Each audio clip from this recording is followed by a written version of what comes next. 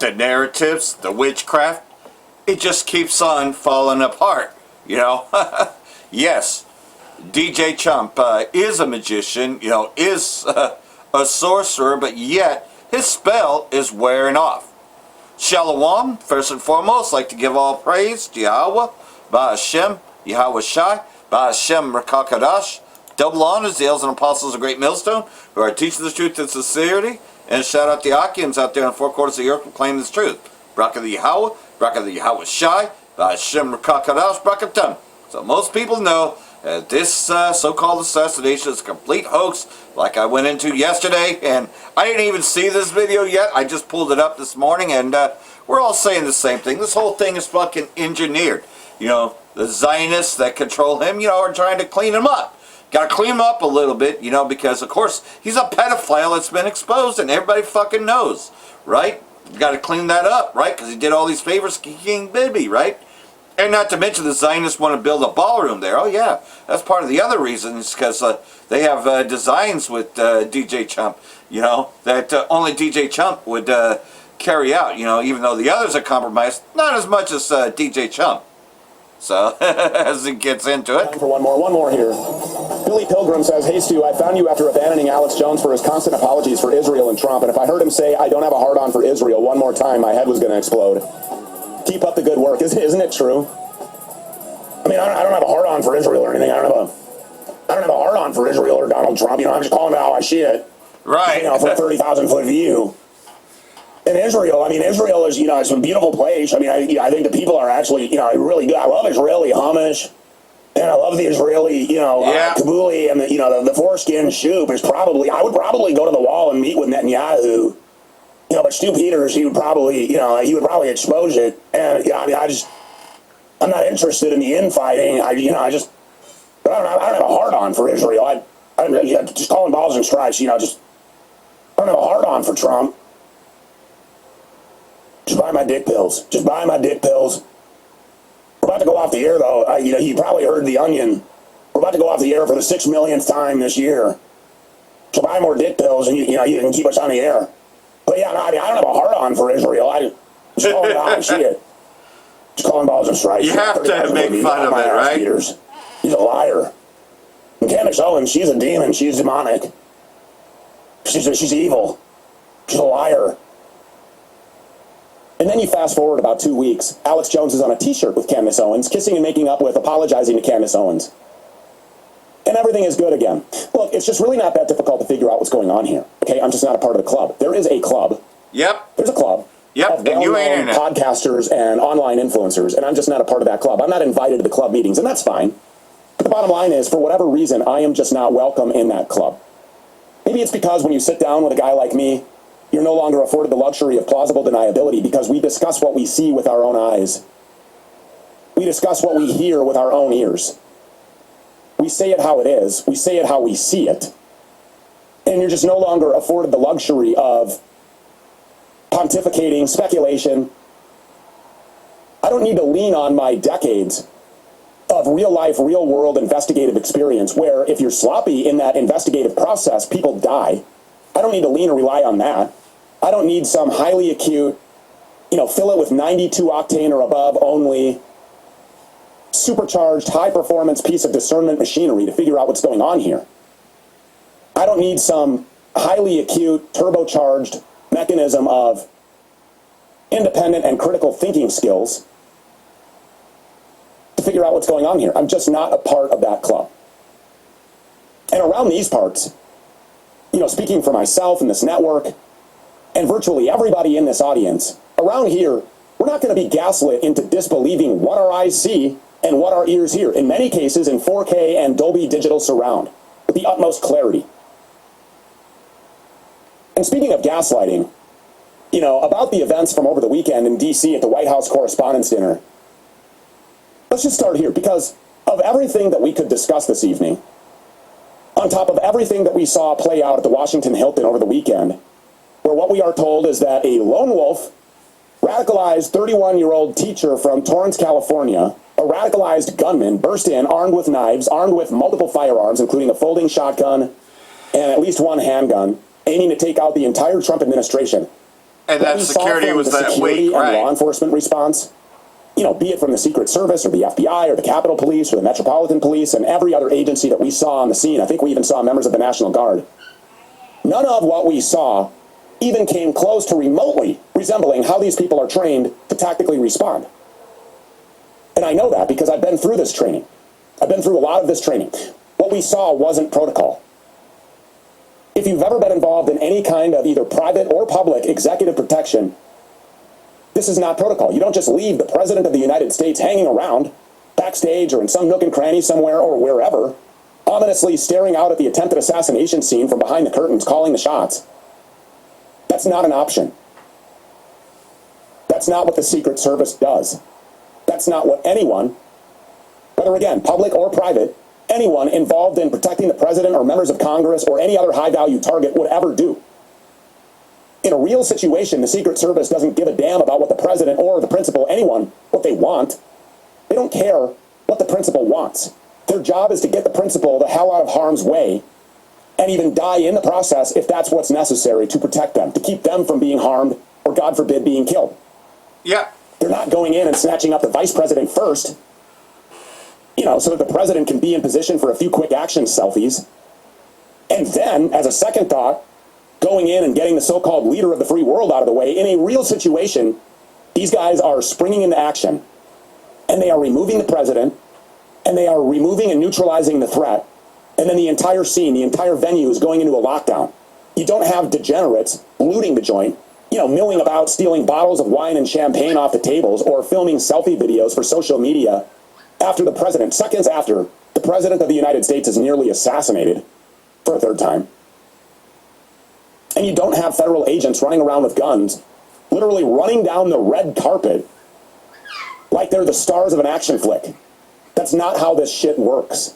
I'm here to tell you, that's not how this goes. But that's exactly what happened at the White House Correspondents' Dinner as members of seemingly every law enforcement agency that you could possibly imagine tried to get their face in front of the cameras, responding to the latest Trump administration emergency. Yep, so totally staged, total Trump shit.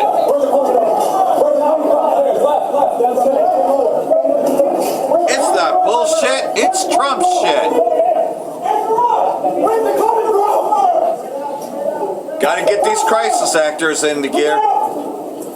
Gotta make everybody believe it. What a fool believes what he sees.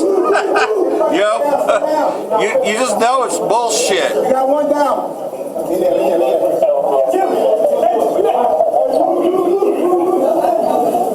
What the Cloverfield was a better movie than This guy this. sees the camera roll. Now, everybody, ladies and gentlemen, stay down. Yep, there you go. Who's that guy? Blair Witch Project's better than these stupid crisis actors. Oh, there's somebody filming here. Stay down, ladies and gentlemen. I got this. You stay down.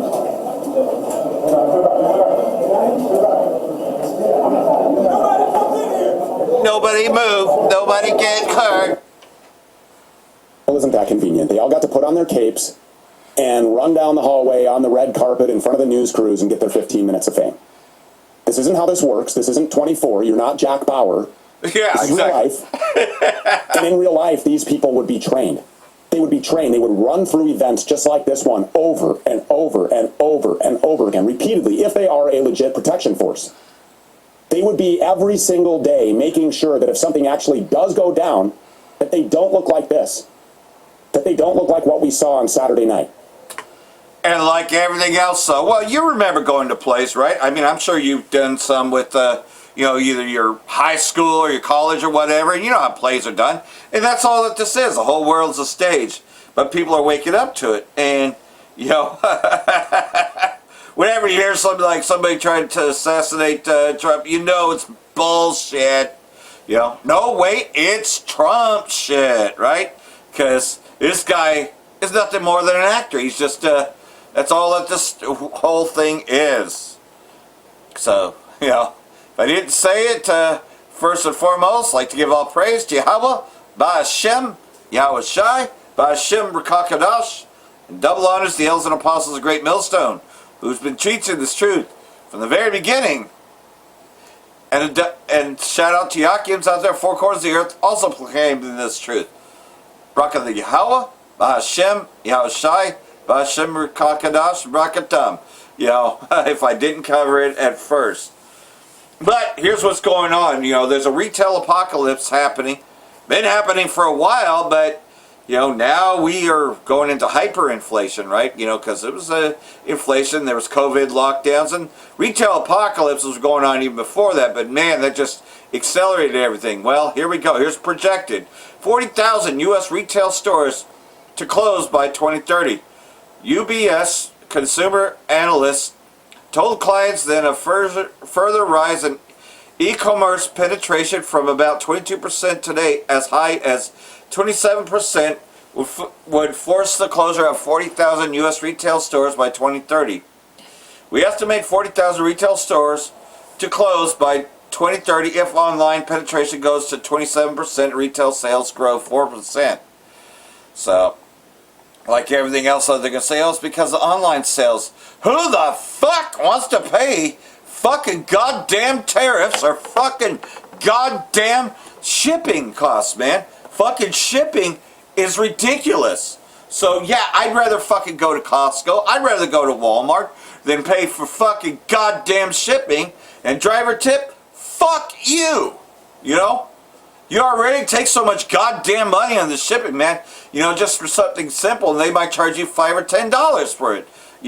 For something simple like a DVD. Can you imagine, if you had to do the others? So, no. I'm not impressed by so-called online shopping, so I don't buy it. And I'm pretty sure I'm not the only one that doesn't want to pay that much for goddamn shipping, When you don't even have the money, when that money, it's just barely pays for beans. Yeah, like you want to spend extra $30 or $40, or you want to go Federal Express and get it in a day or two. So, no, I don't buy that one bit. I'm just ranting a little bit, but I'm just saying though that, like if you belong to Columbia House Records and Tapes back in the day, way before downloading music or whatever, you might have caught the sale. 11 tapes for 1 penny. Oh, that sounds pretty good. But under the fine print, you got to buy 5 more at regular club price. Okay, all right. Yeah, I think I can hold to that because I'm going to get 11 for 1 penny, but I got to do more. Well, they also charge you shipping just for the 11 for 1 penny. So by the time you're done with it, back then, you're paying close to $5, which is still okay for 11 tapes. Because, they at retail, they cost about $7 a piece, give or take, right? CDs were like $14 and $15. Well, to buy at regular price, right? You had to, and no, it's going to be $9.99 for the regular club price. And another $5 for shipping. So you spend about $13 for something that you go into your regular store and get for the $7.99, right? So you see how jacked up that is, right? So by the time you fulfill that, okay. Yeah, at the same time they're giving you a good deal of the original 11 for a penny, which is really for $5 versus, and I can do the math. Okay, it's simple, but you have to buy more at regular club price, right? Is the deal with that? So it's about half, all right? Because by the time you pay for to fulfill that contract, and you're paying like 12 to 13 for 6 of those. Okay, 12 times 13 is about 72. Okay, for the original $5. So yeah, that's 77, and like everything else. So yeah, you multiply that number by about or you divide that by 2. Okay, you got the first deal for like 36. So in actuality, by the time you've done all the math, if you're paying attention, okay, 7 times 7 is $49. I think you saved about $12 or $13 for that. So it really was an 11 for 1 penny. Case in point made. It really never was. And yeah, you might have saved about $10 to $15 for the deal, but at the end of the day, you still paid for it. Well, that's what shipping does, is it ruins everything, having to pay for shipping. And I don't think that most people, unless they want the convenience of it, I don't think that that's what's causing it. I know that it's because there's something else going on with the manipulations and all that. It's all being done on purpose. Well, it's because they're trying to engineer collapse. They're engineering a collapse, as this video goes into. So it's all about building the digital dollar, the need for one, and you have to draw Iran into it. You have to draw everybody into this and get them on board. Because Syria has already been taken down.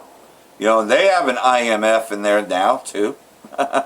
See, they want that. They want everything to be IMF, and so you just got to get the last all to be into this one World Bank system as she goes into. It's many things. One is that if you are going to build a global digital control grid, then Iran needs to come into the central banking fold. Iran has a central bank, but it's not integrated into the Western central banking system. So we all know Wesley Clark's 7 countries in 5 years, proposition for war after 9/11, and Iran was always the last one. So, it took a lot longer than 5 years, but here we are. If you listen to the president, he said, I want to take the oil. And although I do believe he's focused on the North and South America instead of, not that the Ukraine strategy didn't quite work. The U.S. is reconfiguring into a North-South strategy, but there is no doubt because of the importance of oil and the importance of a high oil country that's not in the financial architecture, it's significant to the Western financial architecture as it's being reset, as it's being changed. So I think, one, it's the building and the infrastructure, but two, the oil is critical in terms of geopolitics. So I think it's a combination of both resource war and embedding the infrastructure into the country, if you can get control. So actually, it was Afghanistan that got the British Empire, but the idea of putting boots on the ground in a ground war in Iran is just, I don't believe it's winnable for the United States. If you look at China's energy strategy, there are many ways if China had to work without the Straits of Hormuz, they could, but clearly they're better off having it. Here's the thing, we're talking about the Straits now, but I think there's a real possibility we're going to see bottlenecks in key trade routes. So until now, we have seen warfare through sanctions on the dollar, but now that war is leaving just the financial realm and going into the resource realm, and you're starting to see, more and more pressure for fight over resources. It's going to turn into more conventional warfare. Not with conventional weapons. The weapons are getting more and more unconventional, but certainly it's going to be physical warfare in addition to financial warfare. They pushed Russia out of the financial system, although, sanctions have come off Russian oil during this, the U.S. has lifted them. So this war has been very good for Iran and very good for Russia. But Russia has built a much more resilient economy since 2014, and that is now working to their benefit. And the other thing they've done is they've never gotten dependent on the Western financial system again. Once they went through the rape of Russia in the 90s, it stripped down the debt, and they've never levered up. So one of the advantages Russia has is it's got plenty of energy, and it's not in a debt trap. Now, like China, it's facing a severe demographic problem, so it does have its problems. But I think Russia has managed the situation anticipating they have to be able to survive, enormous pressure, whether it's coming in from the Ukraine or having to build the kind of hypersonic missile capability and electronic warfare capability that they've built. So, I would say that they've used their dollars in terms of investing in the infrastructure well. Now, to make this transition, they've had to grow much closer to China. And so, the U.S. has succeeded in busting the relationship between Germany and Russia, which was, I think, part of the goal of what happened in the Ukraine. But we've managed to very much make them closer to Russia in a way that make both Russia and China stronger. I don't understand the West's strategy. The reason, if you know anything about my history, I left the establishment in 1998. And one of the reasons I left the establishment was I was absolutely convinced that their plan to build and manage a unipolar empire wouldn't work. They were going to fail. And I didn't understand why they were putting together a plan that was clearly going to be a failure. To me, this looks like a flop. I have an article called Financial Coup d'etat that I wrote about. I think I published the first version in 2006. I was in the city of London at an investment conference in 2000. It was before 9/11. And John Laughlin was giving a presentation about the privatization that was going on in Eastern Europe and sort of the shenanigans that were going on. And then Ann Williamson, who covered Moscow and what was happening in Russia for the Wall Street Journal, and had written a book about it that got suppressed, gave a presentation about the sort of, I'll call it privatization, but sort of the theft of government resources and the creation of the oligarchs in Russia. And then I was giving a paper about a similar process in housing and real estate in the United States. And it was shocking to us because we're basically, and I had just come off doing research on the disaster capitalism in South America. And what happened was each one gave a different presentation. And what we realized is,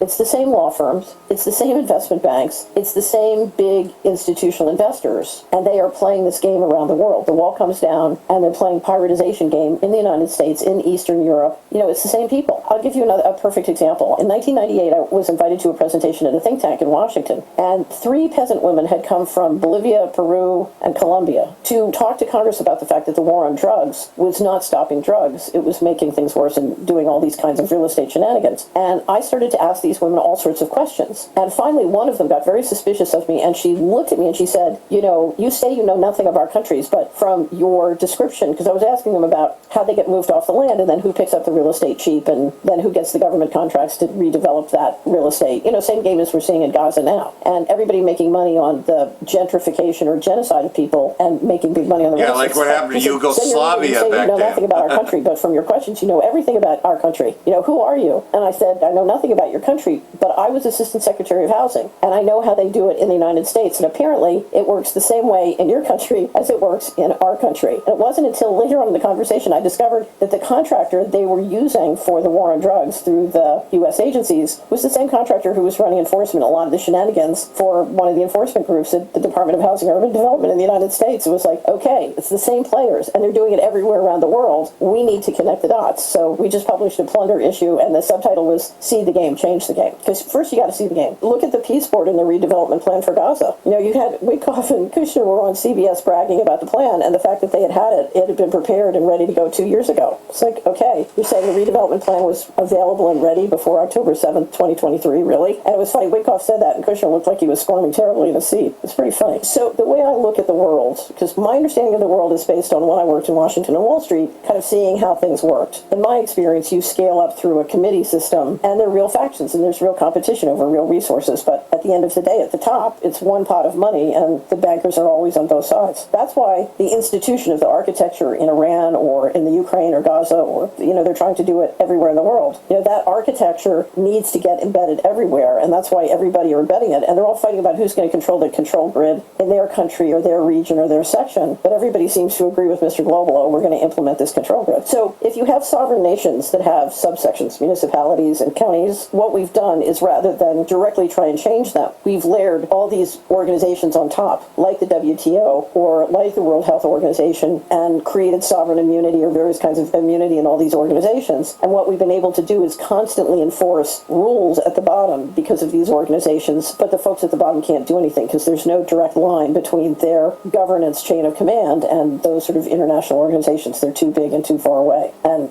part of this has been treaty agreements where we agree to a treaty and then enforce it on the local guys. And in fact, it's really not legal, but the local guys have never been able to stop it or turn it around. The central bankers knew they wanted a bank that was above the law. And the thing I find remarkable is not just that they can't be enforced about, but they can hold money and move money anywhere in the world secretly. So, that kind of secrecy is lay themselves There's a wonderful book about the BIS Tower Basel. And they tell stories in the middle of a war, how money's moving back and forth between the Germans and the Americans in the middle of the war. In fact, Dulles was love of money being the root of all evil, so you see what it's done. Money back and forth because you had American corporations providing all sorts of services and support to the Germans during the war. And just because a war starts doesn't mean that, the U.S. subsidiary they want in Germany to and all these implement the different final goes away. mark So on everyone. You end up with this, and you know what that is? Meta layer of financial interests, which are on both sides or above the sides. So there's a wonderful book by Charles Hagum called Trading with the Enemy, and it tells a lot of stories about how financial interests were making money on both sides, both the German side and the American side during World War II. And it tells the story of a ball bearing factory, I think it was in Ohio, that was providing ball bearings that were,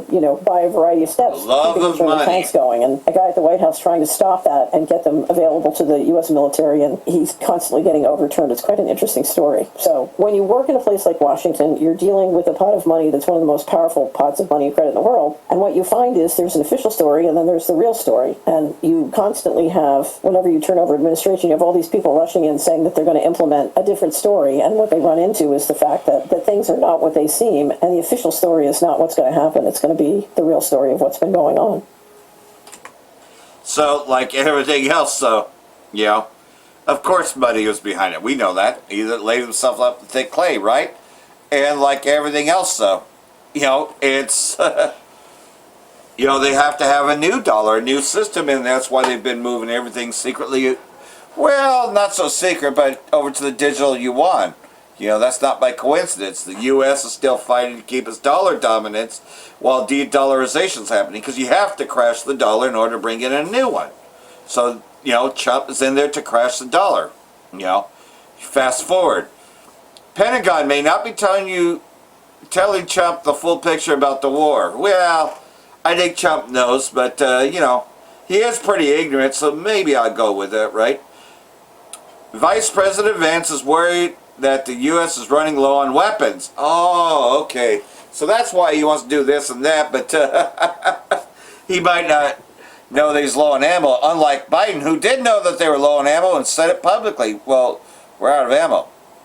Remember that?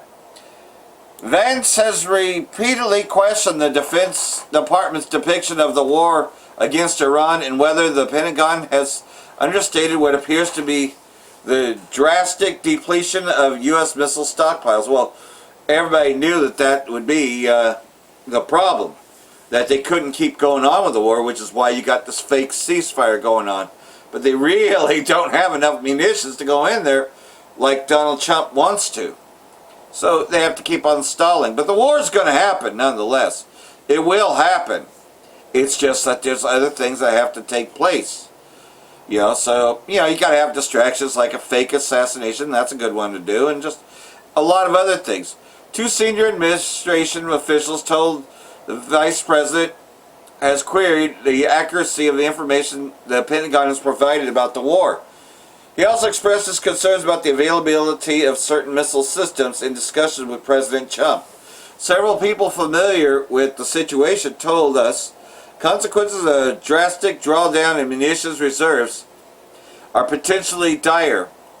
U.S. terrorists would need to draw from these same stockpiles to defend Taiwan against China, South Korea against North Korea, and Europe against Russia. Right. Well, Trump has been planning to cut ties with all that anyways. So, they don't let you read the rest unless you pay for it. So, but you get the general idea, right? That he doesn't really know how low the munitions are. But here's a prophecy, and it's right there. World War III would be the last war ever. Yeah, the third woe cometh quickly. But it is the final war. And once Yahushua and the angels come in the midst of World War III and establish the new kingdom, there will be no further wars. So this is prophecy speaking. World War III, the last war ever. So what he's talking about is a grand finale where they just shoot everything off. Okay? Everything's poured into this. So in other words, they'll never recover economically, right? Because everything's going to be poured into this third world war to where there'll never be another. Yeah, the Most High is going to muster them to use all the weapons, 200,000 of them. I don't think the Third World War will take place with classical weapons like we watch all over the world. I don't think so. Third World War is the last war ever. And I think this could be only initiated by the first use of atomic weapons. There he is, he's right. I don't think that we are now in this danger, but this danger is growing every day. It is dangerous, but I think the entire world started to recognize something new, which is now we don't have in the political assignment the entire gray scale. We have black and white. We have a polarization all over the world. You have only 2 choices, to surrender or to resist. And this is a situation which is unique because, this diplomatic blah, blah, blah has no time today.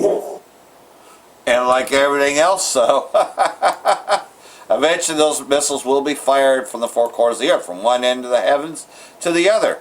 That's what the scriptures tell us. So like everything else, so if this thing will load, yeah, they really want you to buy their crap. Okay, as Trump's narrative on negotiations flails, Iran is setting its own terms for ending the war. Iran's foreign minister Ghashi has been on a strategic tour to prepare for 2 dramatically different plans that could unfold in the coming days. A return to diplomacy or a resumption of the war with the U.S. and Israeli state, while President Trump claimed the Iranian government is in a state of internal chaos as administration is waiting for Iran to capitulate.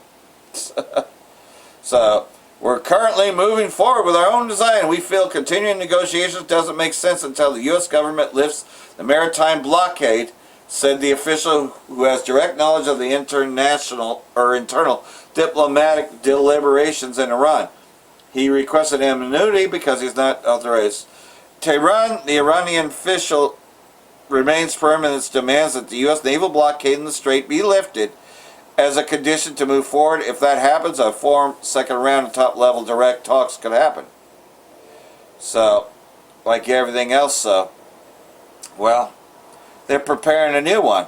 While White House officials claim Iran presented the U.S. with a new proposal over the weekend and pushed this narrative through their preferred media outlets, the Iranian officials said the characterization was false.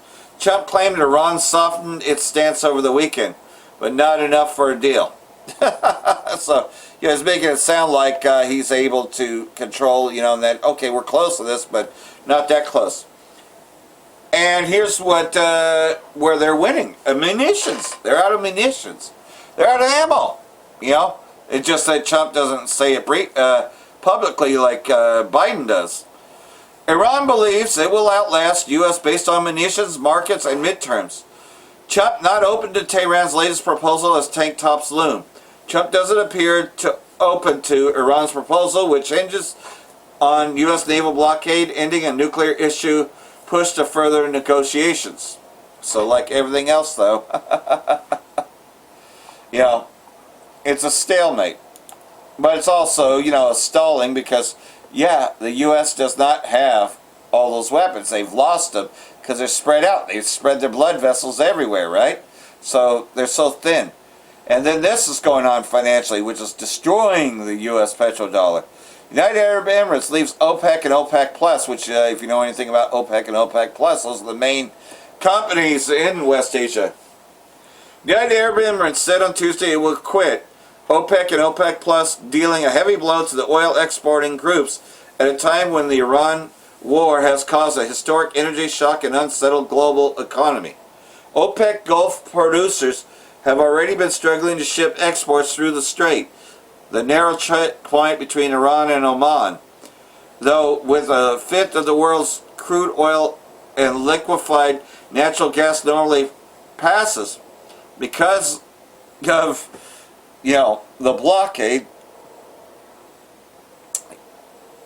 U.S. President Trump accused OPEC of ripping off the rest of the world by inflating oil prices. So it looks like, he's not really friendly with the United Arab Emirates anyways. So, yep, he's fucking off all the allies because he's that fucking retarded.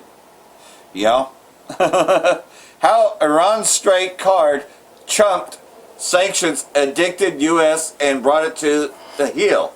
Yeah, because they found out the only way they're still going to get oil is through Iran. Secretly or not secretly.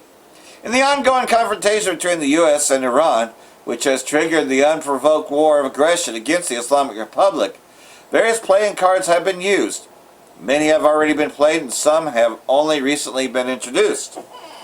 The problem, however, was that most of these cards, once played, would lose their value and credibility, restoring them required considerable time and effort. But the main one, naturally, compared to America's political, economic, and military power, Iran possesses a more limited set of cards. But to prevent collapse or disintegration and pressure and protect the strategic objectives of the Islamic Revolution, Iran has sought to play its cards at the right time and place. So the big hang-up is the fact that, every other bit of production is slowed down just by closing that strait. It's well played. U.S. former official, Iran war's direct extension of Greater Israel Project, and he's right about it. It's what it's all about. Because with Iran in the way, they could never control it all. Former U.S. official Roberts, who served as Assistant Secretary of the Treasury under former President Reagan, said the ongoing wars in West Asia, particularly the war against Iran, cannot be understood in isolation from what he described as a wider agenda linked to the so-called Greater Israel Project. He said that in his view, Israeli state has succeeded in pushing U.S. President Trump in confrontation with Iran, something it had failed to achieve with the previous U.S. presidents. He added, this shift reflects the Israeli state's ability to influence U.S. decision-making on this sensitive issue. Well, duh. I mean, DJ Trump cannot get past those Epstein files. This time he's exposed. Nobody else has been exposed more than they have now. You know, that all these people are pedophiles. Why? Because, you know, Esau's been made bare, you know, and he has nowhere to hide anymore. You know, he can't hide behind secrecy anymore. His lies have been exposed. He's being exposed, you know, every day and night, weekly, monthly, dearly, right? You know, and these dumb motherfuckers can't see clearly.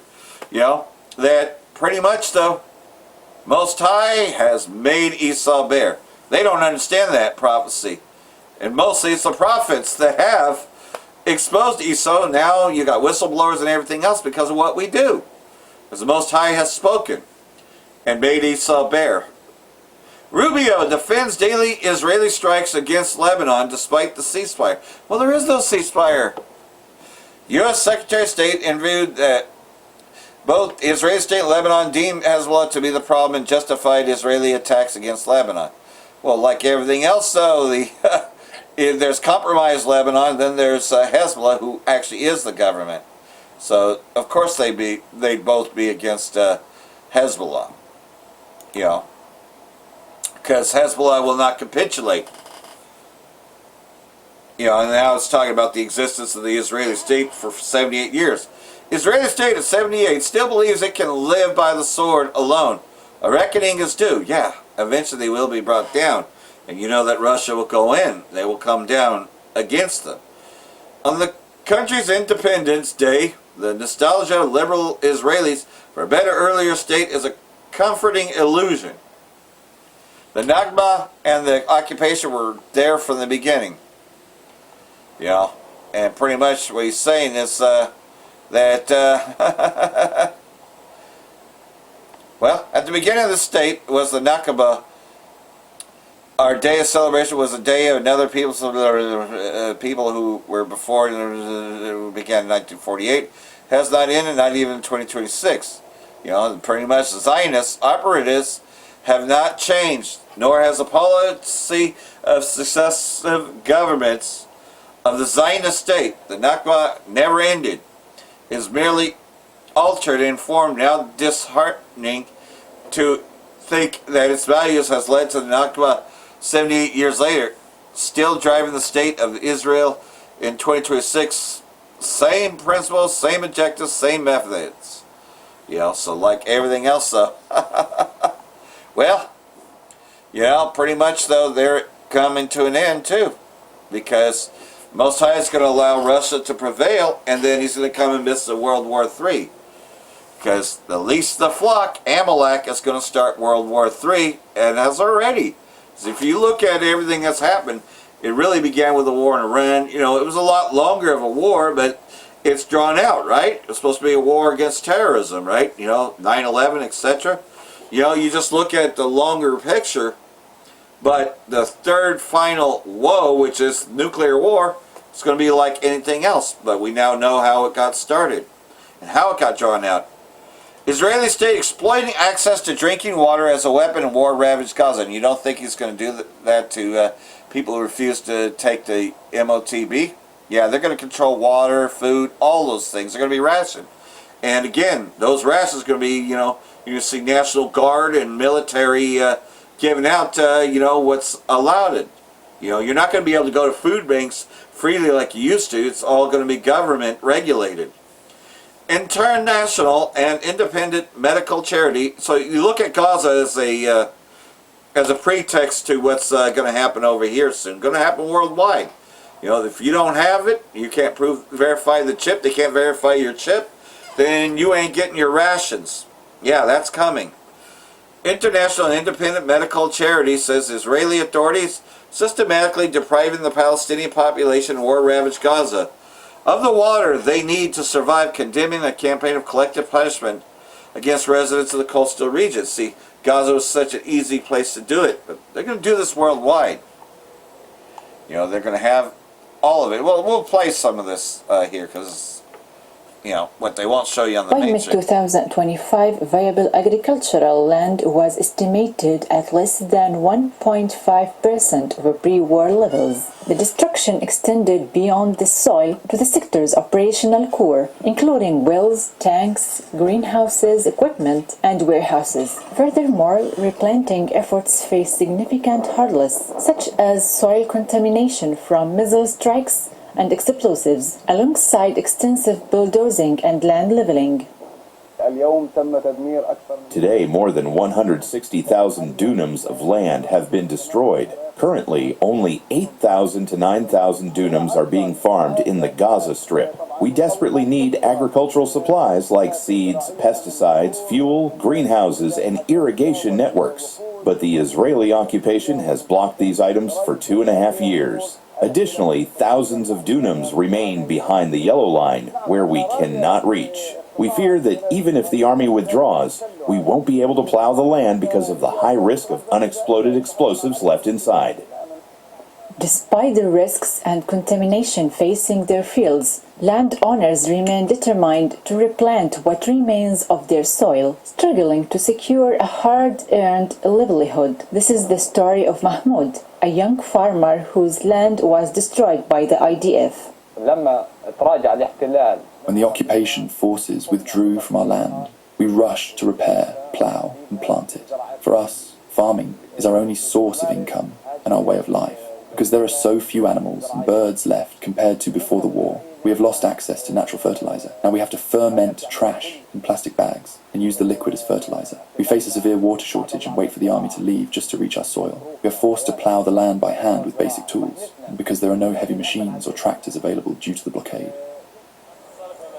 Above all, Gaza's farmers remain deeply rooted in their lands. To them, the soil represents honor, dignity, and their primary source of survival. The resilience and determination of the people in Gaza to rebuild, whether it be the agricultural sector or their very homes, is the ultimate proof of this steadfastness. Land is a priceless inheritance of identity and survival. Despite repeated destruction and oppression, we remain steadfast, rebuilding what has been bulldozed. Having inherited this craft from generations past, we refuse to abandon our soil, even in the face of total devastation. Farmers face severe security risks and a persistent ban on seeds, fertilizers, and equipment needed to restart production. Consequently, agricultural reconstruction costs are estimated to exceed $8.4 billion. Minas Jburi, Press TV, Gaza City. So there you have it, totally, blocked. And that's what it's going to be. And like everything else, though, there are those having visions of the end, dealing with Joel chapter 2,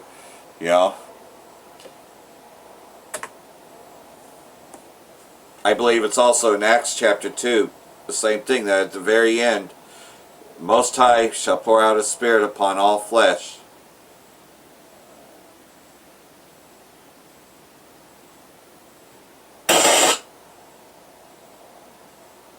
I feel like the Lord gives us warnings before war comes. If you look in the Bible, you can see that God gave warnings to prophets and to dreamers. And I have been having dreams. And they have been so many warnings that there's war coming to America. Before I started having these dreams, I didn't really believe that the end time or war would happen in my lifetime. I've heard of it, but I just didn't think that it would happen in my lifetime. But it's coming quickly. I feel as though God started giving me these dreams because He wanted me to know that He is coming soon. And I believe that I'm going to share these in hope that you too can start to realize that God's coming soon. So I'm going to go ahead and dive into this dream.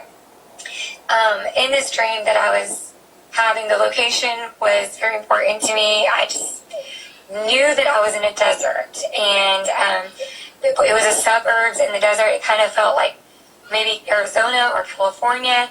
I know that it was livable, but there was also the heat of desert sands, and it just had you could look down and see sand, you could look out and see sand, there were palm trees. And then everyone was stepping outside of their houses, looking up into the sky. And as we were looking up, there was this beautiful, beautiful rainbow. And the rainbow was so vibrant. It was so vibrant that it lit up the sky in this like pink hue. And I was like, wow. And I had my kids. I was like, look, guys, there's a rainbow. And we looked up, and then we kind of turned the corner, and it was like an M, like a McDonald's arch. There were two rainbows, and they were just so beautiful. And everyone was coming outside to look at the rainbows. And then all of a sudden, bursting through the rainbow comes three or four missiles, and they took everyone by surprise. I just remember everyone was, what is that? What is that? And so we were looking around, and then I turn around and I look behind me, and I'm like, it's a missile, it's a bomb, and everyone's just running, and you could hear frantic screaming, and we're running. And then all of a sudden, the missile, I can feel the heat of it hit behind me, and it hits the ground, and then there's just billows of heat and sand, and I can, in my dream, I could feel it so much that it still sticks with me. And so the dream shifts, and it's all of a sudden I'm in my house, and I see this foreign lady, and she speaks English, but it's not American accent. And she's searching my house for possible weapons. That was all I knew. I just knew that she was looking for a weapon. And I woke up.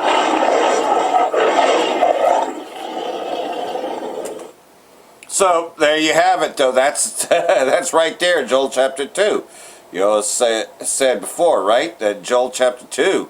You know, that he should pour out his flesh. You know. And it's not a good outcome if you're of the wicked, right? You know, to what end is it to them, right? So, you know, I'm going to go ahead, you know, because Joel chapter 2 also talks about the billows of smoke in this too. I believe that comes towards the end of the chapter. So, there we go. Yep, there it is right there, yep. So, well, there we go. Verse 28, Joel chapter 2, verse 28. Then after doing all this is the NLT version. Then after doing all these things, I will pour out my spirit upon all people. Your sons and daughters will prophesy.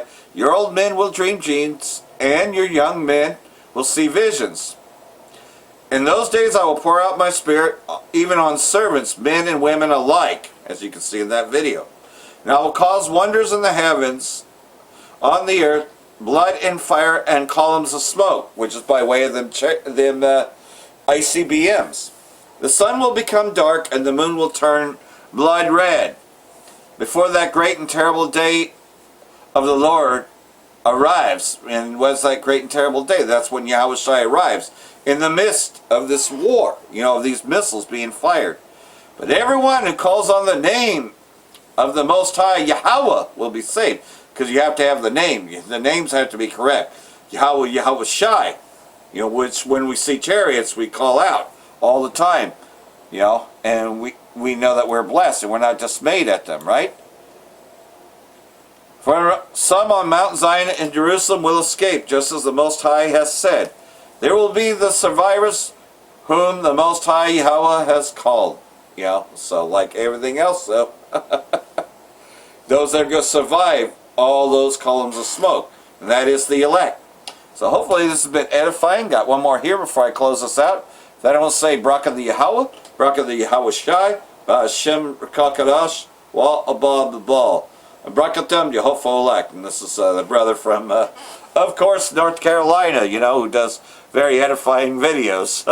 So we're going to get into this a little bit. Shalom.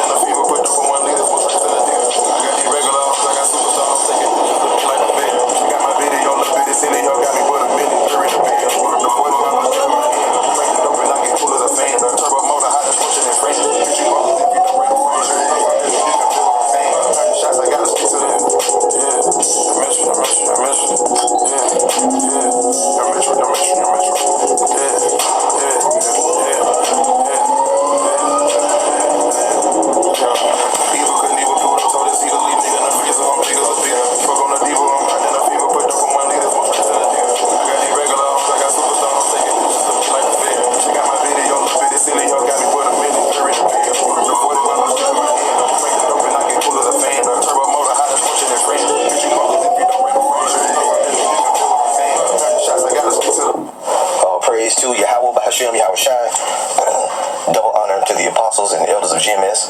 Shalom to the hopefully elect.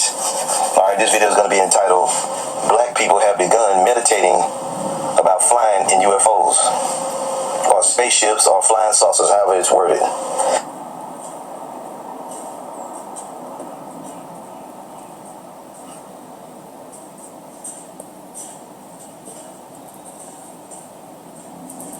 First Corinthians chapter 2, verse 9, and it reads, "But as it is written, I have not seen, nor ear heard, neither have it entered into the heart of man, the things which the Heavenly Father hath prepared for them that love him." First and foremost, I want to give all praise and glory to the Heavenly Father and His only begotten Son, Yahweh, Bahashem, Yahweh Shai, Bahashem, Yakakwadash. Next double honors to the head apostles / beloved bishops of elder bishops of Great Millstone, the one that taught us the 100% truth according to the Bible. Peace, blessings, and safety to all you sincere icons. Keep pushing, keep believing, keep the faith. For God's people here for a bit. Off work edition, and bear with me. Off work edition. Just not coming to the yard. No sense feels good. Pretty much a response video to the video of the blog. Elder Big Bro, not the Zuckbar, no saying did. It's GMS South Carolina. This video is called. Let's see, bear with me. Ain't never heard. This video is called. Let's see. Black people, meaning Israelites, are meditating flying in spaceships. We're living in that time. And like I said, we don't know if this Jake saying that made this video, watches our videos, but nonetheless, it's in our spirit to think about things like this. Dragon Ball Z, spiritual power, things of that nature. It's in our spirit to meditate upon things like this, whether we know the truth or not. Different universes, different galaxies. I know I was, before I even the Lord introduced me to the truth, I was always like intrigued with space and different galaxies, different planets, UFOs, things of that nature, time travel. You know, just not knowing them says it's according to the Bible, man. Everything's according to the Bible. And like Jake in that video, just imagine that you walking out your crib and you got a chariot, you know what I'm saying, right in front of it that you can just hop into. You know what I'm saying? Go to different dimensions and think, who knows what it's gonna be like, man? But all things are possible without power. All things are possible through Yahweh, Bahashem, Yahweh Shai, man. All these things. They're going to these different planets. I'm gonna get that. Lord Yahweh Shai said, oh, somebody slapping on the board and I get it. As the scripture have said, you know what I'm saying, Lord Yahweh Shai said, I go to, in my father's house, there's many mansions. I go to prepare a place for thee. If it wasn't such, I wouldn't even tell you. I'm just roughly paraphrasing. Somebody can slap that on the board and I get that. But you saw the shit though. You see the imagination of Jake. So you see Jake's imagination is like far out. The average person on the face would see a video like this and they would say, yo, this dude tripping. He's talking about spaceships, he's talking about flying, going to different dimensions and shit like that. Ain't far-fetched to us. That ain't like Elder Manata said, the big bro said, this excites us. Videos like this put a smile on our face, man. Damn, man, have us tearing up, man. We're coming into that time, man. What was it? When we came over here on slave ships, we're going to leave in spaceships. Imagine that. We came over here in slave ships, but we're going to leave in spaceships. Lord, when we up there, hopefully, no, that was a beautiful video. And fair use. Now YouTube they try to give you a copyright strike. Fair use. I'm going to run this video a little bit more. Just imagine coming out your spot, man, hopping into a spaceship. Just look at it, man. And I'm Lord trying to put some images of some so-called UFO that came spaceships. All things are possible. Fucking doom and gloom, right? Everything that the Bible said was gonna happen is happening now. You think this ain't gonna happen?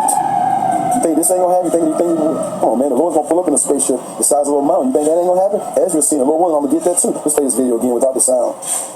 You know how sleazy is. Jay walking out his house, man. You got a spaceship. That ain't far-fetched right there. Let me get that closed caption thing out there. That ain't far-fetched. You got the elite banking families. The elder big bro Kazaki Allah and the elder brother from Hawaii, Gabaria Howard. They just did a lesson. What's the name of their lesson? Yeah, I'm all over the place, so just bear with me. I'm trying to get the name of their lesson too. What's the name of their lesson? There is a whole universe out there for us to explore. And they lesson stopped at 144. You see it up there on the screen. You see it up there on the screen. There's a whole universe out there for us to explore, man. We're going to explore, man. And think about it. Lord had me thinking about it while I was at work. We got all eternity, you know what I'm saying, to explore these galaxies, man. You know what I'm saying? In these different universes. All eternity. These so-called Negroes, Latinos, and everybody, we got all eternity, man. You know what I'm saying? To explore these things, man. To learn new things. So remember, we're going to live for all eternity. Going right back to Revelation. Matter of fact, let's get that right quick. This is beautiful, man. Came over here on slave ship. We're going to leave in spaceships. Imagine that, man. And we don't give a damn if you think we crazy. We don't give a beep if you think we crazy. Beep. Gotta remember that. I'll drop some F-bombs quick. Let's get this. Revelation chapter 21. Let's get this. We're gonna live for all eternity, man. To explore, you think we're gonna live for all eternity? They'll be flying around in our spaceships. We're gonna have a custom designed spaceship in the yard, man, in front of the castle, man. All right, in front of the palace, man.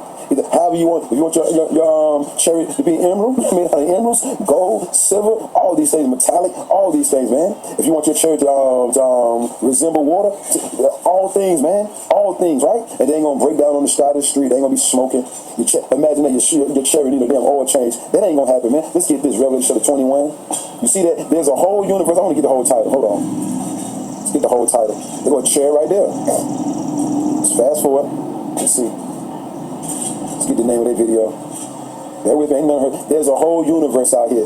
There's a whole universe out there. And if it wasn't Lord Yahushua, I'm saying when he said what he said. So let's go back to Elmanata's Akbar's video. We're going to have music and everything, you know what I'm saying, in the church. We're going to have that nonsense that Jake was playing, but we're going to be vibing. We're going to be vibing in our chair. I want to play that little part of that video again, though. You can think we crazy. We want you to think we crazy. So when it happened, they'll say we're gonna see who looking crazy that day. Get that closed caption nonsense out of there. Look, Jake came out the house, and what was the chariot at? Parked right in front of the cribs. Parked right in front of the crib. Let's play this right quick. You know, get that scripture. Look at it. Eyes have not seen, ears have not heard. Going through different portals, man. Ending up in different parts of the earth, man. This ain't far-fetched. We know that this can happen. Somebody slapped it up there. Nothing's impossible. With Yahweh, Bahashim. Look, Jake chilling. All by itself, just in that chariot. Of course, that's a small one. But who knows? The Lord knows, say, probably gonna let us get a small one, a big one, or you can turn your big one to spin. Who knows how many spaceships we're gonna have? But he cloned his chariot to a whole lot of chariots. We're gonna play it again. Got a chair right there. This is probably right there. Got a chair right there in the yard. And his damn garage. Hey, in the video, Elder Kazak, you know what I'm saying, they was playing what they was going into, how the elites, you know what I'm saying, they got planes in like driveways and shit. They ain't got cars in their driveway, they got planes in their driveways. Look at what the Lord gave the elite banking families, the Rothschilds. They wicked now. Look at what the Lord gave the wicked. So what you think he's going to give the righteous? So now with the elect of the nation of Israel, what you think he's going to give them, man? This ain't far-fetched. We're going to have all importance up. And we're going to have all eternity. Let's say just do whatever. Go to these different planets. All eternity, man, all right? This is Revelation. We don't have to punch no clock. We worry about time now.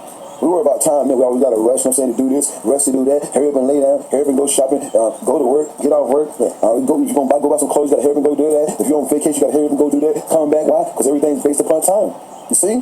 And that day, you know what I'm saying, time ain't gonna bother us. It's gonna bother these heathens. You got to get this done. You got to set time to get this done, to get that done, to do this, do that. That ain't gonna matter to us. You see?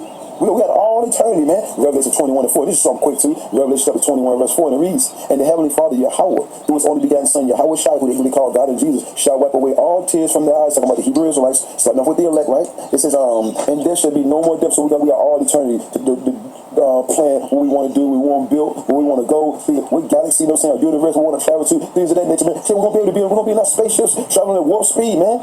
We can't do that in these bodies ain't taking that, man. Hell, you're damn near about to feel like you're about to fucking give up the spirit when you're in a plane, you know?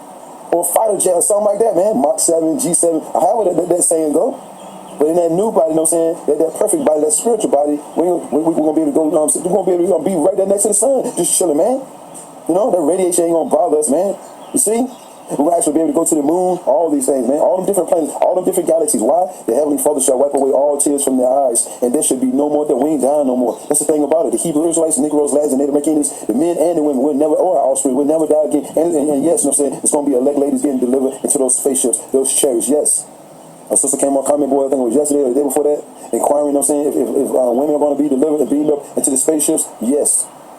Like, you have elect, you know what I'm saying, Negro, Latino, and Native American women being delivered into the chariots. And Israelite, you know what I'm saying, women that's been scattered throughout the four corners of the earth. They look like these different heathen that's being beamed up in the chariots, as well as the men. Yes, it's going to be elect women being delivered up into the chariots also. All right? Revelation chapter 21, verse 4. And the heavenly Father shall wipe away all tears, you know what I'm saying, from their eyes. And if any tears, tears of joy, right? What it say? And there should be no more death, neither sorrow, nor crying, neither shall there be any more pain, for the former things are passed away, meaning this age, this rulership. Remember, the Lord's going to create a new heaven and a new earth wherein dwelleth righteousness, and I want to get this again. I got a couple scriptures I'm saying that I'm going to wrap it up. I put eyes have not seen. But the big bro put on Elder I put black people are meditating upon flying in spaceships, man. The Lord, you know what I'm saying, stirring up that prayer mind by way of remembrance, you know what I'm saying? Remember, swing low, swing chariot, coming forth. This won't far-fetched, you know what I'm saying? In the ancient times, we always seen chariots, man. It's just in these times with Sleazy painted the spaceship, aka the so-called UFOs. They painted the angels, the beings inside those things, which are the angels. They painted them as green men. You see, that's why anytime we talk about spaceships and UFOs, everybody looking at us all crazy, like we on some more sci-fi nonsense. Why? But it's devil that painted, you know what I'm saying, negativity, you know what I'm saying, upon the chariots and spaceships and the angels. And green men with big old black eyes, you know what I'm saying, either it's gray men with big old black eyes, you know what I'm saying, with funny shaped heads, you know what I'm saying, is in these vehicles. You see, those spaceships, you know what I'm saying, that's a curse unto the people, unto the earth. You know what I'm saying, it ain't a curse unto us. It's deliverance from us, as the scriptures say. When you see these things. Look, when you see the prophecies, look up for your redemption, draw of nigh. Look up for what? Look up for the chariots. That's the way out. That's the only way out of this destruction is up. The only way out of this destruction is up, Israel. You see? So let's get it again. 1 Corinthians chapter 2, verse 9. And it reads, but as it is written, I have not seen, nor ear heard, neither have entered into the heart, meaning the mind, of man, the things, see, and if I read down, it goes into how the natural man can receive this. The natural man, the carnal man, they can't receive these sayings. Spaceships, being delivered up in spaceships, so-called UFOs, getting the hell up out of here, man, as the missiles come down, that's far-fetched. The average person on the face of the earth can't get there. Why? Because they natural, man. I'm about to get that verse too. It's down a little bit down in here. 1 Corinthians chapter 2, verse 9, but as it is written, I have not seen, nor ear heard, neither have entered into the heart, meaning the mind, of man, the things which Yahweh, through his only begotten Son, Yahweh shall have prepared for them that love him. Meaning spaceships, man. New bodies that would never die, man. Going to these different universes. These are all the different things, going to these different planets. These are all the things that a natural man can't fathom. We talk about, you know what I'm saying, we talk about subjects like this, it bugs the average person on the face of the earth out, man. They can't fathom this. You bugged out, he bugged out, Hawaii bugged out. Or whatever my real name is, he bugged out, your brother bugged out, your cousin bugged out, your dad bugged out. He's talking about spaceships, he's talking about UFOs. Well, the Lord said, look, man, going through these different, who knows what the Lord got prepared, man? You see, mansions and palaces and castles in different universes, man. You see? And who knows what's already going to be, you know what I'm saying, going on that planet already. Like Elder Kazak, the island that was going into. It was like, yo, already mansions already, you know what I'm saying, already built, you know what I'm saying, on that planet that ain't nobody walked through. Nothing. Lakes that ain't nobody even stepped foot on. None of that, man. You the first person to step on that planet, man. Things of that nature, man. And we're going to have to have other planets, you know what I'm saying, because Israel is going to expand. We're going to be multiplying like it's going to say we don't die, we're going to multiply. We'll never die again, you know what I'm saying? So you know we're going to be multiplying like it ain't like it's going out of style. The scriptures goes to how one man is going to be a great nation, man. This one Israelite man is going to become a great nation. We're going to need room. You know what I'm saying? Earth is going to be headquarters, aka Jerusalem. That's going to be headquarters. It's going to be beautiful, man. Let's jump down. Because these sayings right here, natural man can't receive it. Where's it at? Let's see. Here it is right here. 1 Corinthians chapter 2, verse 14. And it reads, but the natural man, which is 2/3 of our people, and these heathens, receiveth not the things of the spirit of Yahweh Bahashim. The things that we talking about, the spiritual things. They barely can receive carnal things. So most definitely when we start talking about spiritual things, the average person on the face of they can't understand that. Going to different galaxies, different universes. They can't, us actually flying in a spaceship, us living for all eternity. A natural man can't receive that. Us receiving a new body, they can't receive that. Why? But the natural man receiveth not the things of the spirit of the heavenly Father, for they are foolishness unto him, right? Having spiritual power, can't forget that, flying, shooting fire out of our eyes or either out of our hands, however the Lord has it do. You know what I'm saying? One man deleting 1,000, that's foolishness. That's foolish talk to the average person on the face of the earth, but not to us. Not to us. It says, neither can he know them because they are spiritually discerned. You see? And the word discern means to recognize, perceive, point out. That means pretty much to get it. They're spiritually discerned, so they can't get it. They can't perceive that all these things are possible, and all things are possible. Let's get that. Let's get that. What is it possible? All things are possible. Let's get that. All things are possible. Possible, yeah. Let's get that right quick. And I'm just flow for a little bit. I got some scriptures, then I'm gonna wrap it up. Let's see.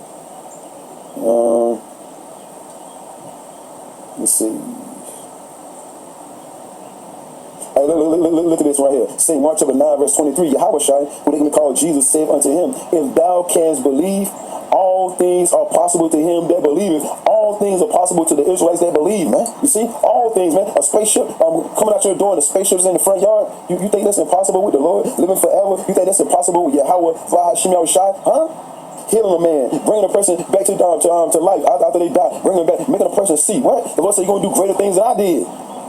You're going to do greater things. Men, the hopeful elect men are going to get that spiritual power. Lord, when we part of that hopeful elect number, starting off with the beloved elder apostles of Great Millstone and the beloved elder bishops of Great Millstone, Lord, when did they get it first, man? You see? It's going to be beautiful. I got to read that again. I'm going to keep playing that video. We're going to keep the prophesy. But remember, the things that are pleasing unto you, that's the Baruch, the 4th chapter. I'm going to get that too. The things that are pleasing unto the Heavenly Father and the Son, Yahweh, Bahashim, Yahweh Shai, what they call God and Jesus, is made known unto us. Not to you, us. St. Mark chapter 9, verse 23, and it reads, Yahweh Shai said unto him, if thou canst believe, you got faith, you can believe it. If you can believe it, you can achieve it, right? All things are possible to him that believeth, man. So it's about the Lord for what? You read the scripture, like, I'm about to screenshot that too. I'm about to screenshot that too and just post it up, man. The Lord said, you can believe it, you know what I'm saying? I can achieve it, man. It's beautiful, man. Let's play that video again. Now, I'm going to get some scripture, then I'm going to wrap it up. Look at it. Well, come out the crib. You Israelite men, you hopefully like Israelite men, coming out the crib, it's a spaceship, man. Come out your palace, man. There's a spaceship there, man. It's chilling. You going to different parts of the earth, man, just chilling, man. Going through the woods, all these things, man. These videos like this get us hype, man. This was the title of Big Bro lesson, Edomanata's Abba's lesson. It's called, let me see it again. Israelite people are black people, but y'all know what he means. Israelite people, meaning men, Israelite men, are meditating, flying in spaceships, man. You see? And it's not far-fetched. It's not far-fetched. Look at it. Jake chilling, man. Jake chilling, man. That's what shit, man. Watch, man. That shit probably have an emerald color chariot, an onyx color chariot, a lapis color chariot, a gold color chariot, a silver color chariot. All these things, man. We can make our chariot, you know what I'm saying, break apart. You know what I'm saying? You see them videos of them chariots, you know what I'm saying, breaking apart, man. Turning into like 7, 8, 9, 20 different chariots. Come on, man. Look at Jake flying that spaceship up. Chilling. That's a mind of living. Why you think we like Dragon Ball Z? You know what I'm saying? The Lord said, soon come, we're going to be chasing ninjas too. I'm going to be all over the place with this one. The Lord said, we're going to be chasing, one man going to chase 1,000 people soon come. Just hold on. Don't you worry about it. Just hold on. Eyes have not seen, ears have not heard what the Lord got prepared for those that wait on. Just wait. Just wait. It says good for a man to both hope and patiently wait for the salvation of Yahweh, Bahashim, Yahweh Shai. Watch, man. And we the Lord's brothers. The Lord said, you suffer with me, you're going to reign with me. Ain't we the Lord's brothers, man? What? And he called his friends. He revealed the secrets into his friends. Luke chapter 4. Let's see, Baruch chapter 4, right here. Baruch chapter 4, all your ninjas worried about us clearing our throats. Ninja, you better be worried about this. What the hell is going on with these ninjas, man? Worried about you clearing your throat too much. Come on, ninjas, stop watching our videos. These videos are only for the hopeful elect men and the hopeful elect ladies, man. And the things that are written aforetime were written for our learning, that we, through patience and comfort of the scriptures, through the suffering and comfort of the scriptures, might have hope, man. You're going to take away our hope. You're going to take away our faith with your nonsense. Baruch chapter 4, verse 4, and it reads, O Israel, a people before us a place, Negroes, Latinos, and Native Americans, so-called. Happy are we for the things that are pleasing unto Yahweh, Bahashim, Yahweh Shai. Once again, who you can call God and Jesus are made known unto us. Spiritual power, spaceships. You see? Different galaxies, you know what I'm saying? Different universes, all these things, man. I mentioned spiritual power. I'm going to keep mentioning it, man. Never dying, living for all eternity, all right? All the little ruling over these heathens, putting these heathens in captivity. You know what I'm saying? Having men slaves and women slaves, all right? The men of our nation having as many wives as you want, you know what I'm saying? And it's to have pleasure, you know what I'm saying? But it's to build a nation back too. You see, pleasure comes with sex, but it's to build a nation, to bring. So we got to bring, if we part of that hopeful elect number, we got to bring the 2/3, you know what I'm saying, back to get deleted on this side. It's going to be billions of 2/3 to get deleted on this side, man. Billions of them. You see? It's 5, 10, you know what I'm saying, 100, you know what I'm saying, a couple thousand, you know what I'm saying, 2/3. No, it's billions of them, man. And the majority of them know who they are. That's the scary thing about it. The majority of the 2/3 know who they are, and they're mainly women too, females, man. So once again, Baruch chapter 4, verse 4, O Israel, happy are we. See, we're the true biblical Hebrew Israelites according to the Bible too. That secret was here for a long time. For the things that are pleasing unto Yahweh, Bahashim, Yahweh Shai, are made known unto us, man. The cat's out the bag, man. It's the only thing this devil can do. You know what I'm saying? The bird's going to be, everything's going to rejoice when this devil goes down, man. Yeah, we know. I hear you singing. You ain't got to worry about it. I hear you singing. What else did I want to get? I want to get, bear with me. My brain all over the place, so just bear with me. Let me just think for a minute. I just want to think for a minute. I got all kind of stuff going on in my head. Matter of fact, let's get this. Psalms. This and you hopeful next out there. This all we got too. This word. This all we got. We can't hope in nothing else. We ain't got no plan B, we ain't got no plan C, we ain't got no plan, we damn sure don't got no plan E. We damn sure don't got no plan E, meaning C's each. Let's get this. Let's get this Psalms chapter 130. Look at Jake and his spaceship. Jake starting to meditate on flying his spaceships now, man. This is far-fetched, you know what I'm saying, years ago. Some of us always thought about riding in spaceships, you know what I'm saying? We was intrigued with the so-called UFO thing and all these things. Well, we always wanted to know, some of us always wanted to know what type of beings were really in those things. And keep in mind that they made a, you know, I don't mean to cut it off, but, you know, I remember going to the fair, you know, and the Gravitron was one of my favorite things to be in there, right? And there was a DJ, you know, playing your favorite music and all that, and having music, but, you know, just spinning around. Well, you know, there was a reason why that was an exciting ride, you know. But, yeah, fantasies and all that, well, they're not really fantasies. I believe that, you know, when we get our glorified bodies, we'll be able to go in those chariots as the angels do, right? You know, that we'll be able to go from planet to planet, etc. Yeah. I'll let him finish, and you can catch the rest of his video on his channel, but he's going to let the rest of it finish here. Because I remember I seen a spaceship, a UFO, a so-called UFO, you know what I'm saying, before the Lord introduced me to the truth. And I seen it close. I seen the windows and everything, yo. I seen the windows and everything, man. Real talk. It was kind of low. I was on my way to work early in the morning. You see? Early in the morning. You see? I wonder what that is right there. I can't even turn around this camera because I don't even know how to work this. But there's something right there, like a cigar kind of like thing, right? Who knows what's around me? But we know according to the scriptures. And I'm about to get that too. The angels that kept around about those, that Psalms 34:7. The angels kept around about those that fear him and deliver them out of all their trouble. Who knows what that is right there? And like everything else, so that's why my wife has seen them, and even I got to see them as well. So they're even camped around me as well, and my wife would see them in the morning while walking our German Shepherd, you know, especially during that time period. So, you know, even though I don't always see them, it doesn't mean they ain't around. The sky. Who knows what that is, man? You see? Could be a spaceship. But Psalms 130:5, I wait for the Lord. Yahweh, Bahashim, Yahushua. What would it say? Eyes have not seen, ears have not heard what the Heavenly Father got prepared for those that love him, aka wait on him, and suffer until he come, suffer patiently too. You see? My soul do await, and in his word do I hope. Everything that I'm reading is the words of the Lord. And this what gives us hope. We're prisoners of hope. We're prisoners of hope. This what gives us hope, man, this word. You know, who else is giving us hope in anything? Exactly. You got nowhere else to go to. Shalom.